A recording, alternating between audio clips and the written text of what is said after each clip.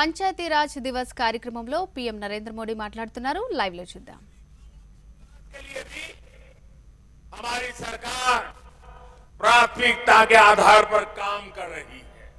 हिंदुस्तान भर की सरहदों के आखिरी गांव के लिए वाइब्रेंट विलेज योजना इस बार बजट में मंजूर की गई है। उसका लाभ हिंदुस्तान के सभी आखिरी गांवों को जो सीमा पर सटे हुए हैं वो वाइब्रेंट विलेज के तहत मिलेगा। इसका अधिक फायदा पंजाब को, जम्मू कश्मीर को भी मिलने वाला है। साथियों, आज जम्मू कश्मीर सबका साथ, सबका विकास का भी एक उत्तम उदाहरण बनता जा रहा है। राज्य में अच्छे और आधुनिक अस्पताल हो, ट्रांसपोर्ट के नए साधन हो, उच्च शिक्षा के संस्थान हो, यहां के युवाओं को ध्यान में रखते हुए योजनाओं को लागू किया जा रहा है। विकास और विश्वास के बढ़ते माहौल में जम्मू कश्मीर में टूरिज्म फिर से फलने फूलने लगा है। मुझे बताया गया है कि अगले जून जुलाई तक यहां के सारे पर्यटन स्थल बुक हो चुके हैं। जगह मिलना मुश्किल हो गया है। पिछले कई वर्षों में जितने पर्यटक यहां पर नहीं आए उतने कुछ ही महीनों में यहां आ रहे हैं। साथियों, आजादी का यह अमृत काल भारत का स्वर्णिम काल होने वाला है। ये संकल्प सबका प्रयास से सिद्ध होने वाला है। इसमें लोकतंत्र की सबसे जमीनी इकाई ग्राम पंचायत की आप सभी साथियों की भूमिका बहुत अहम है। पंचायतों की इसी भूमिका को समझते हुए आजादी के अमृत महोत्सव पर अमृत सरोवर अभियान की शुरुआत हुई है। आने वाले एक साल में अगले वर्ष 15 अगस्त तक हमें हर जिले में कम से कम 75 अमृत सरोवर तैयार करने हैं। हर जिले में 75 अमृत सरोवर। हमें यह भी प्रयास करना है कि इन सरोवरों के आसपास नीम, पीपल, बरगद आदि के पौधे उस इलाके के शहीदों के नाम पर लगाएं।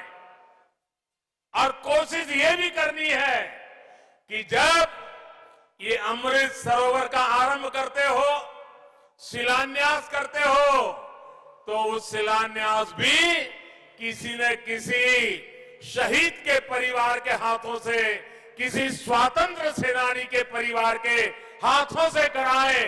और आजादी के लिए ये अमृत सरोवर के अभियान को हम एक गौरवपूर्ण पृष्ठ के रूप में जोड़े।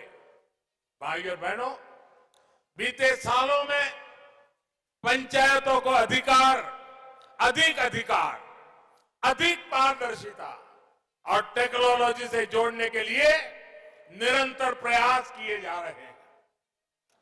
ई ग्राम स्वराज अभियान से पंचायत से जुड़ी प्लानिंग से लेकर पेमेंट तक की व्यवस्था को जोड़ा जा रहा है। गांव का सामान्य लाभार्थी अब अपने मोबाइल फोन पर ये जान सकता है कि पंचायत में कौन सा काम हो रहा है, उसका स्टेटस क्या है, कितना बजट खर्च हो पा रहा है। पंचायत को जो फंड मिल रहे हैं उनके ऑडिट की ऑनलाइन व्यवस्था की गई है। सिटीजन्स चार्टर कैंपेन के जरिए राज्यों और ग्राम पंचायतों को प्रोत्साहित किया जा रहा है कि वो जन्म प्रमाण पत्र, शादी के सर्टिफिकेट, प्रॉपर्टी से जुड़े अनेक विषयों को ग्राम पंचायत के स्तर पर ही हल कर सके। स्वामित्व योजना से ग्राम पंचायतों के लिए प्रॉपर्टी टैक्स की असेसमेंट आसान हो गई है, जिसका लाभ कई ग्राम पंचायतों को हो रहा है। कुछ दिन पहले ही पंचायतों में ट्रेनिंग के लिए आधुनिक टेक्नोलॉजी के उपयोग से जुड़ी नई नीति को भी स्वीकृति दी गई है। इसी महीने 11 से 17 अप्रैल तक पंचायतों के नवनिर्माण के संकल्प के साथ आइकॉनिक वीक का आयोजन भी किया गया, ताकि गांव गांव तक मूलभूत सुविधाओं को पहचान का काम हो सके। सरकार का संकल्प ये है कि गांवों में हर व्यक्ति, हर परिवार के लिए शिक्षा, स्वास्थ्य जैसे हर पहलू का विकास सुनिश्चित हो। सरकार की कोशिश यही है कि गांव के विकास से जुड़े हर प्रोजेक्ट को प्लान करने, उसके अमल में पंचायत की भूमिका ज्यादा हो। इससे राष्ट्रीय संकल्पों की सिद्धि में पंचायत अहम कड़ी बनकर उभरेगी। साथियों, पंचायतों को ज्यादा अधिकार देने का लक्ष्य पंचायतों को सही मायने में सशक्तिकरण का सेंटर बनाने का है। पंचायतों की बढ़ती हुई शक्ति, पंचायतों को मिलने वाली राशि गांव के विकास को नई ऊर्जा दे, इसका भी ध्यान रखा जा रहा है। पंचायती राज व्यवस्था में बहनों की भागीदारी को और बढ़ाने पर भी हमारी सरकार का बहुत जोर है। भारत की बहन बेटियां क्या कर सकती है, ये कोरोना काल की दुनिया भर में भारत के अनुभव ने विश्व को बहुत कुछ सिखाया है। आशा आंगनवाड़ी कार्यकर्ताओं ने कैसे ट्रैकिंग से लेकर टीकाकरण तक छोटे छोटे हर काम को करके कोरोना के खिलाफ की लड़ाई को मजबूती देने का काम हमारी बेटियों ने किया है, हमारी माताओं बहनों ने किया है।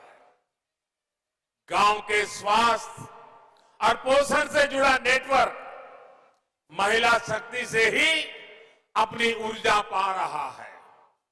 महिला स्वयं सहायता समूह गांवों में आजीविका के, जन जागरण के नए आयाम गढ़ रहे हैं। पानी से जुड़ी व्यवस्थाएं, हर घर जल अभियान में भी जो महिलाओं की भूमिका तय की गई है, उसको हर पंचायत तेजी से व्यवस्थित करे, ये बहुत आवश्यक है। मुझे बताया गया है कि अभी तक 3 लाख पानी समितियां पूरे देश में बन चुकी हैं। इन समितियों में 50% महिलाएं होना अनिवार्य है। 25% तक समाज के कमजोर तबके के सदस्य हो, ये भी सुनिश्चित होना जरूरी है। अब गांव में नल से जल तो पहुंच रहा है, लेकिन साथ साथ इसकी शुद्धता, इसकी निरंतर सप्लाई, इसको सुनिश्चित करने के लिए महिलाओं को ट्रेन करने का काम भी पूरे देश में चल रहा है। लेकिन मैं चाहूंगा कि उसमें तेजी जरूरी है। अभी तक 7 लाख से अधिक बहनों को, बेटियों को पूरे देश में ट्रेनिंग दी जा चुकी है। लेकिन मुझे इस दायरे को भी बढ़ाना है, गति को भी बढ़ाना है।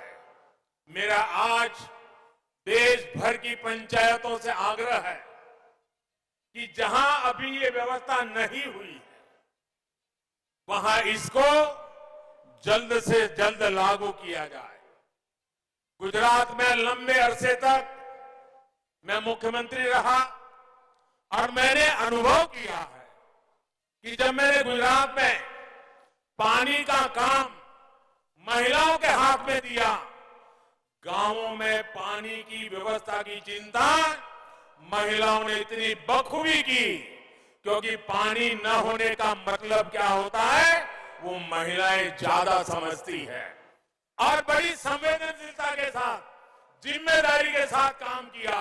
और इसलिए मैं उस अनुभव के आधार पर कहता हूं, मेरे देश की सारी पंचायतें पानी के इस काम में जितना ज्यादा महिलाओं को जोड़ेंगे, जितना ज्यादा महिलाओं की ट्रेनिंग करेंगे, जितना ज्यादा महिलाओं पर भरोसा करेंगे, मैं कहता हूं पानी की समस्या का समाधान उतना ही जल्दी होगा।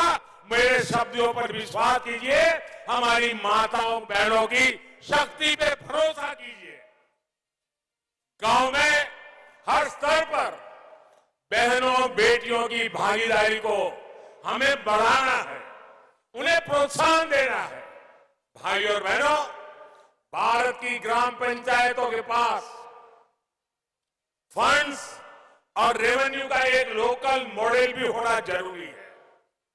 पंचायतों के जो संसाधन है उनका कॉमर्शियल कैसे उपयोग किया जा सकता है, इसके बारे में जरूर प्रयास होना चाहिए। अब जैसे कचरे से कंचन, गोवर्धन योजना, या हम कहे प्राकृतिक खेती की योजना, अब इन सारी चीजों से धन की संभावनाएं बढ़ेगी, नए कोष बनाए जा सकते हैं।